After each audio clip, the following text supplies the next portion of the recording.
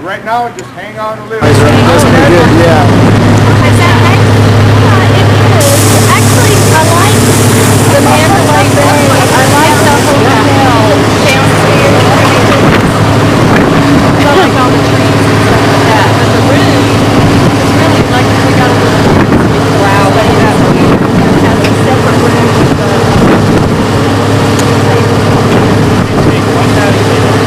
one of us is usually up at 3 or 4 in the morning watching TV, so that's pretty good.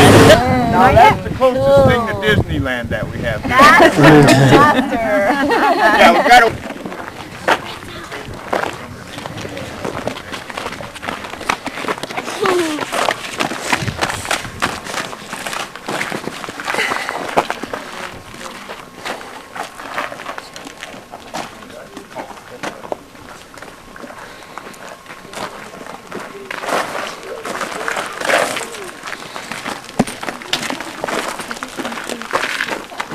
See if we can get everybody gathered up over here.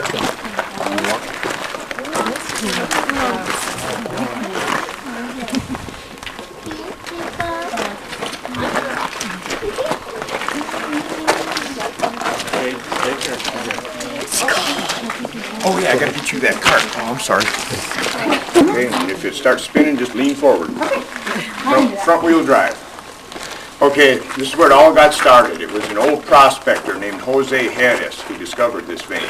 He was traveling from Kingman on the old Beale wagon road that ran right down through this wash here. Now, he camped out not far from here, and when he woke up in the morning, one of his burros had wandered off. So he was out looking for a burro. He really wasn't out prospecting. But he climbed up on the hillside up above us here, and where he could get a good look over the valley, see if he could spot that burro, and he literally stumbled across a narrow strip of quartz vein that was exposed at the surface. Now this is a white milky quartz with microfine particles of gold and silver in it. This isn't placer gold, which is your nuggets and flecks that you go panning for in the streams. This is microfine particles in the quartz. Now, scientists and geologists had figured out that there was gold in this quartz, and they knew how to get it out of there. They figured that out in the 1800s. And Jose had heard about this stuff, so he thought, boy, that sure looked interesting. So he chipped out some samples and he took them down to the Army assay office to have them tested. You have to do a test called a fire assay. Now that test will tell you how many ounces per ton you'll get out of that quartz. That's how you measure this type of microfine gold, is ounces per ton. Now in the modern mine, we only averaged out right at a ½ ounce per ton. Okay, so it takes a lot of this material to get any amount of gold. Now Jose's samples, they tested up really good. He found some really rich material. So he wanted to stake a claim and start a mine. Well, Jose was 64 years old. He'd never done too well for himself. So he needed somebody to grub stake him or finance him. So he went to Kingman to a guy named Henry Lovin. He owned the general store in Kingman at the time. Henry grub staked Jose for $16. He lined him out with some jerky, some beans, a couple of hand drill steels, a double jack hammer, a big sledgehammer, we call him a double jack underground, and some dynamite. Now Jose, he's ready to start mining. Now where he found that skinny strip up above here, it really wasn't worth messing with that skinny little strip. You need tons of this stuff. Okay, and Jose mined down on that vein a little ways, and he saw it was gradually getting wider as it got deeper. So he wanted to get down deep on the vein where it's going to be 5 and 6 feet wide. Well, rather than mine down to that wide part of the vein, because mining down is the hardest way to mine, you're fighting gravity. Simple as that. Jose was smart. He exposed a few places along that vein, saw how it was running this way through the mountain, and he came way down here and started tunneling to the vein. He wanted to hit it where it's going to be 5 and 6 feet wide. Because it's a lot easier to mine horizontal, and it's a lot easier to mine up than it is to mine down. And he was on a $16 budget. Much like if you go buy a hoist or a crane, okay? So there's no gold in the beginning here. It's all waste rock. We'll hit the vein a little ways in. But here's where they got started. They were hand drilling the holes. It's called double jack drilling. One man would hold the drill steel up against the rock, and the other man would swing that double jack hammer. Now 2 men could only drill and blast 2 foot out of here a day by hand. That hand drilling was slow going. And they were pushing it out in wheelbarrows in the beginning. Now, word about gold traveled fast, and after only 2 months, an outfit called Acme Mining showed up. And this isn't the Saturday morning cartoon. Acme Mining showed up and offered Jose $12,000 for his claim. He hadn't even reached the vein yet. but his samples were that good. Well, Jose sold. $12,000 in 1900 is a chunk of change. Now, Acme Mining, they also mined it by hand and only for 3 months. When they turned around and sold the claim for $50,000. Still hadn't reached the vein. Okay, and they sold it to an outfit called U.S. Mining and Smelting, which is the modern-day U.S. Steel. Okay, they just changed their name since 1900. Now, as we walk in here, you're going to see in the beginning the sides, which are called the ribs. The ribs are real rough. Okay, that's where they were hand drilling. You'll notice when we get up to that second light up there, the ribs start smoothing out. Okay, that's where U.S. Steel took over. And they brought in the air drill. Well, now you could drill 8-foot deep holes, and you could drill a lot faster than by hand. So now they could knock 16-foot of rock out of there in a day. They could drill and blast twice. Well, that's way too much to push out in wheelbarrows, so they had to set up railroad. They had narrow gauge rail ran through all of this. We had to take it out so we wouldn't be tripping on it. They used ore cars like that one sitting outside there. And they used mules in this mine rather than burros to pull the ore cars. But a mule could pull 7. A burro could only pull 5. So you could say U.S. Steel brought in the heavy equipment of the day. Okay, now we're going to walk down into a little maintenance shop they set up in here. But just notice as we go in to the second light how rough it is. That's where they were hand drilling. Then you'll see how everything smooths out. And we'll just meet up at that maintenance shop up there and we'll continue.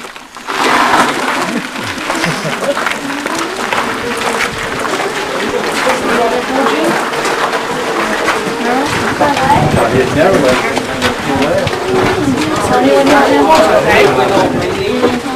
Man, this is awesome. Want your gold just so you don't bubble or anything? I don't want you to bubble or anything. 4 years old. You're not. Sorry.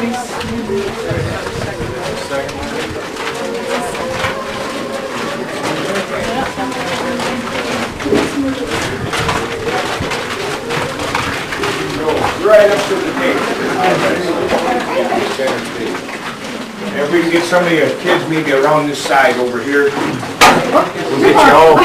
get you all packed in. With this big of a group, we're going to have to squeeze her in pretty tight. We're limited on space.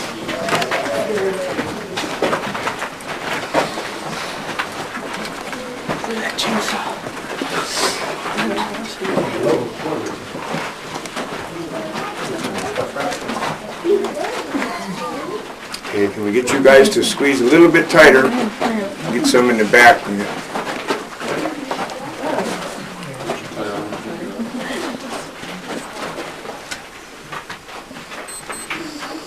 Okay, you've got the railroad, you've got the air drills, you've got all this stuff going on. You have to have yourself a little maintenance shop.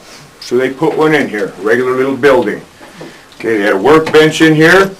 Now that you have the air drills, you have to have what we call the drill doctor. That's all that man does is maintains the drills for the miners.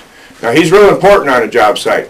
Every job I've ever been on, I find out what that old boy drinks, and when my drill goes in for maintenance, a bottle goes with it. You betcha. Keep him liking me and my drill. If you're fighting your drill, you're working harder than you already have to, plus you're losing money. You're on an hourly wage, but you're also under a footage contract. The company expects you and your partner to knock so much rock out of there in 30 days. If you get more than what they expect, bonus money. By the foot. Hard-working team of miners can make good money at this. I haven't been doing it 17 years so much because I've liked it. Trust me there, it's always been for the money. Okay, now a miner in the early 1900s in here was making $4.50 a day for a 12-hour shift. But that was good money back in those years. Most males in America were bringing in $15, $18 a month. Okay, now they also had a bookkeeper in here, somebody counting the ore cars as they went out. Everything that came out of the mine went out the way we walked in. And whose ore cars they were. They didn't have fancy footage contracts years ago. They just marked their cars. Somebody'd keep track. You send out more ore, they'll pay you more money. That's the name of the game. You got to get it out of the mountain before you can get the gold. Okay, now, once we get around the corner and start heading in further, we've hit the vein. Okay, so from here on out, they were mining gold. Now, the vein's a little hard to see in the beginning, and we'll stop at a spot a little ways in where we'll get you spread out, and I'll explain what's in it and how it got there. But the vein runs on a 72-degree angle up and down through the mountain this way. It goes for miles this way. This tunnel goes a little over 4 miles. And they never found the bottom of the vein. They went down 1,400 foot deep, and there's still vein down there. So it's a big slab of this quartz running up and down through the mountain. And they mined this what's called on vein, just taking out the width of the vein and 7 to 8 foot of headroom. So from here on out we're walking on vein and there's vein above our heads. Okay, now we'll kind of part a spot here where we can get her backed out, and then we'll follow me up to that area where we can see the vein really well. A little tricky there. Surveyor stakes. Okay. In the early years they were using plug boxes. They didn't have fancy trances. And lean forward.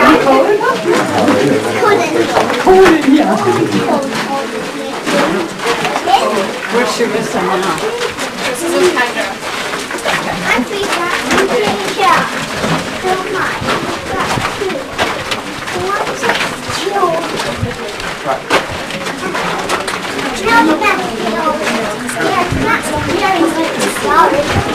I think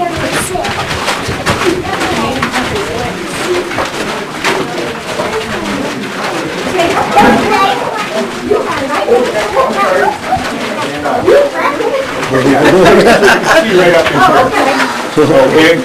We're gonna have to get you too deep along this side here, and I'll work my way back and forth with my light so everybody will be able to see what I'm talking about here.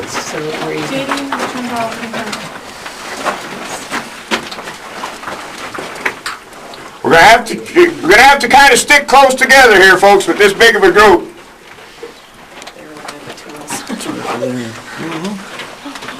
Okay, and I'll work my way back and forth here. Okay, the vein's pretty easy to see right in through here. You see where the white milky material starts? Okay, all this milky quartz above our heads here is gold and silver bearing vein. Now you notice the dark brown rock on the sides, and you notice the mountains around the area here. Did you get to see the quartz?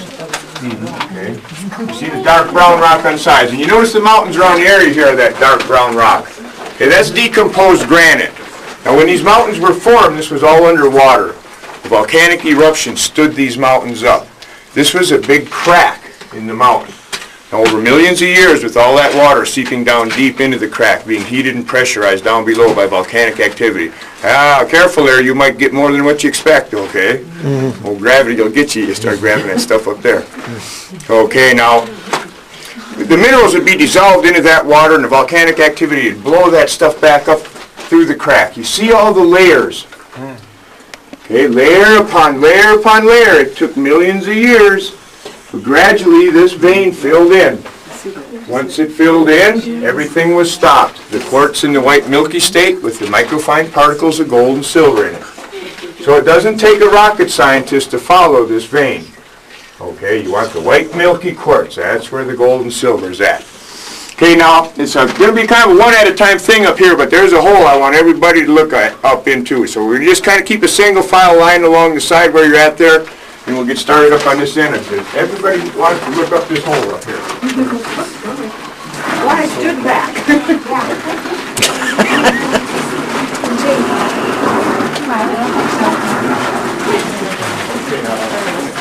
Step out for just a second. And back up, right against the rib, right where I am here, and look up into that hole.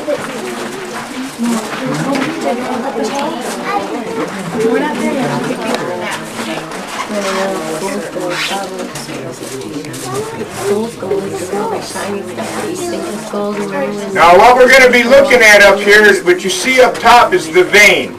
That white strip you see up top there is the vein. We cleaned up what we were standing on. It'd look just like that. And this one here goes up 80 feet. Wow. And what we'll do is let's meet up. Let's meet up right underneath that next light up ahead. Everybody's got to look. I don't know if that was the that's all, or what you want to write it? I'll stick with Jenny. Yeah, then once you've gotten to look up there, everybody meet me down by that next light down there. This here, like I said, it goes up 80 feet. Once everybody's gotten a look, we'll gather up ahead here and I'll explain how we do that. What is it for? Is this a test drill? No, this is a stope. This is where they were mining the vein. Once you see up in there, you'll see.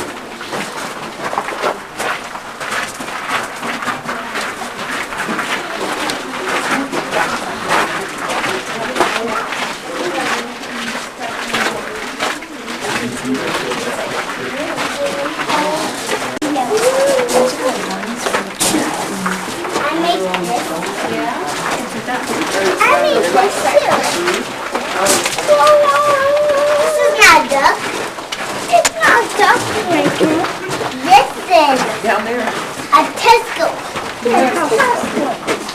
Another tour group. I'm sorry. She didn't Okay, now, we've got another group coming out, so I want to leave a little pathway along this side here where everybody will be able to get you up here. Get you turned around. Yeah. Think about turns on a dime, doesn't it? Hey, how are you folks doing?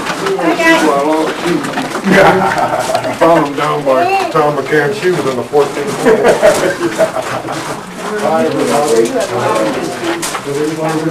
No, I've heard about it, but I haven't been there.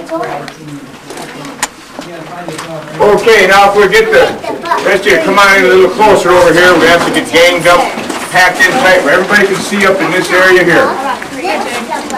I wish this vein had been 10 feet wide, we'd have a little more room in here. Okay, now when they wanted to take that ore out of there, they had 80 foot of it piled up in there. All they had to do was come down to this end of the ore pile. Oh wait, okay, that's right. Just figured you boss skip something. We're moving up here. Okay, it's called stope mining. You mine up on these veins.